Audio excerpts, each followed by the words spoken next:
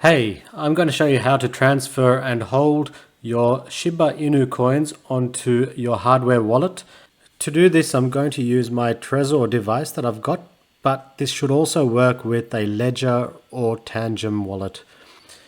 So the first thing you need to do is go into my Trezor suite, and I'm going to ensure that I've got Ethereum enabled as an account. Now, if I don't, I'll have to make sure that I've got universal firmware installed, and then I can add an account by clicking here and selecting Ethereum. And we need that because Shiba Inu operates on Ethereum's ERC20 network. And you'll see how we use that in a sec. So make sure you've got that enabled. Go to Ethereum. Now what you're going to do is wanting to receive.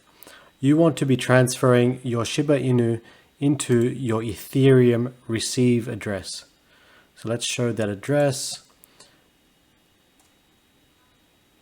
All right, I'm going to confirm that that matches what I see on the screen, on the device. Oops, I'll do that again.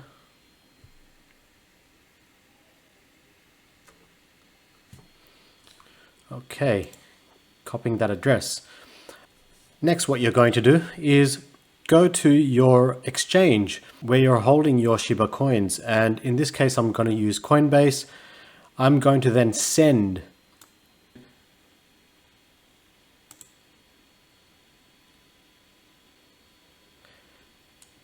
And I will transfer that small amount just as an example. So let's send that now.